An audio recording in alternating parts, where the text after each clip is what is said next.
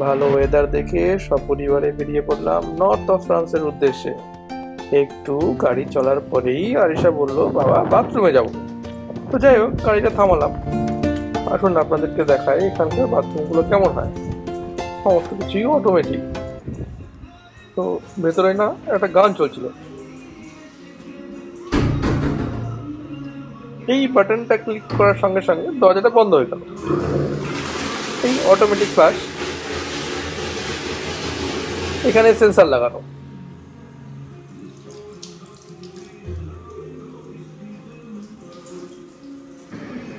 যাই হোক, বেরোনো যাক। এই দরজা আনলক করে বেরোলাম।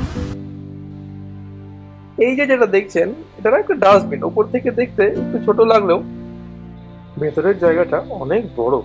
দেখুন কতটা বড় জায়গা। এবার চললাম আবার সবাই মিলে গাড়িতে। তারপর অলমোস্ট 4 ঘন্টা ড্রাইভ করার পর আমরা পৌঁছলাম ইত্তেদাতের বিচে। আপনারা যদি কেউ এখানে প্ল্যান করেন, তো সামারে একটা জিনিস মাথায় রাখবেন, ওই 3-4 দিনের যখন পাবলিক হলিডেজ গুলো পড়ে সেই সময়টা অ্যাভয়েড করে চলুন। কারণ সেই সময়তে এখানে অত্যাধিক ভিড় হয়। আর এই যে পার্কিং প্লেসটা, এখানে পার্কিং পাওয়াটা খুবই ডিফিকাল্ট হয়ে পড়ে। ওই যে হাতির সুরের মতন যে জায়গাটা দেখতে পাচ্ছেন, ওখানে একটু হাইক করেই যাওয়া। তো পিঙ্কি বাবা আর মা ডিসাইড করলো ওখানে যাবে, কারণ ওখান থেকে ভিউটা অসাধারণ। আর আরিশা বললো যে ও সমুদ্রের জলে পা ভেজাতে যাবে। তো অগত্যা কিছু করার নেই, আমি আর আরিশা গেলাম সমুদ্রের জলে পা ভেজাতে। 2 বছর আগে আমি আমার কিছু বন্ধু বান্ধবের সঙ্গে এখানে এসেছিলাম।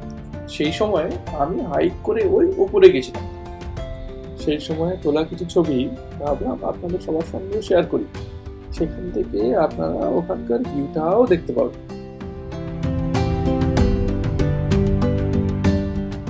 এই জুন জুলাই মাসে অন্যান্য বিচের তুলনায় ইত্তেদাত বিচের ভিড়টা অনেকটাই কম থাকে। যাই হোক, কিছুটা সময় কাটাতে কাটাতেই বাবা মা আর পিঙ্কি ওপর থেকে ঘুরে নিচে নেমে এলো। ফাইনালি আমরা সবাই ইত্তেদাত ফ্রান্স লাইমস্টোনের বিচে। তো আগে 2 বছর আগে এসেছিলাম, তখন বন্ধুদের সঙ্গে এসেছিলাম। তো ভাবলাম এবার বাবা মাকে নিয়ে আসি। নারায়ণ ছিলাম, হ্যাঁ, তার মনে অনেক নারায়ণ আছে। ওইখান থেকে কেমন লাগলো ভিউ? ফ্যান্টাস্টিক। তো উঠতে কষ্ট হয়নি তো? কষ্ট হয়। এই বীজটা বেসিক্যালি লাইম স্টোনের জন্য বিখ্যাত, কারণ এই বীজ পুরো জায়গাটাই লাইম স্টোন দিয়ে তৈরি। এবং এই জায়গাটা বালির অংশটা অনেকটাই কম বা নেই বললেই চলে। সূর্যের আলো পড়ে ওই স্টোনগুলো যেন আরো বেশি সুন্দর দেখায়। দেখুন,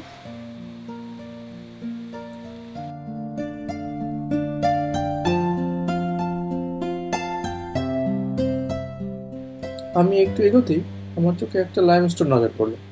দেখুন, এই স্টোনটা অন্যান্য স্টোনের থেকে অনেকটাই আলাদা, একটু সাদা সাদা রঙের। এই আর একটা দেখুন, সাদা লাইম স্টোন।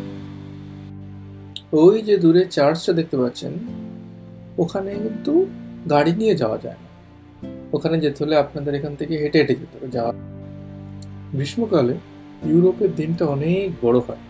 দেখুন 8:30 বাজে, তবু সূর্য মামা যেন অস্ত যেতেই চায় না। এই যে ডান দিকে জায়গাগুলো দেখতে পাচ্ছেন, এগুলো হলো রেস্টুরেন্ট। লোকজন রিল্যাক্স করে খেতে ভালোবাসে এখানে। তো যাই হোক, আমাদের এবার ফিরতে হবে, তো ভাবলাম একটু হেঁটে দেখি। এখানে না একটা 3-4 কিলোমিটারের একটা বড় হাইকিং রেঞ্জ আছে। আপনারা যারা হাইকিং এর প্রতি যাদের অনুরাগটা বেশি, তারা কিন্তু এইভাবে দেখতে পারেন এখানে অ্যারাউন্ড 3 কিলোমিটার মতো হাইক করা যায়। আমাদের এবার ফেরার পালা। তো খিদে পেয়ে গেছিল হালকা হালকা। আমরা চিকেন স্যান্ডউইচ কিনে আস্তে আস্তে ইত্তেদাত বিচকে বাই বাই বলে চললাম গাড়ির দিকে। এখানে আপনারা মোবাইলের অ্যাপ দিয়েও পার্কিং এর টিকিট নিতে পারেন। সেজন্য আপনাকে পে বাই ফোন বলে একটা অ্যাপ আছে, সেটাকে আপনাকে ডাউনলোড করতে হবে।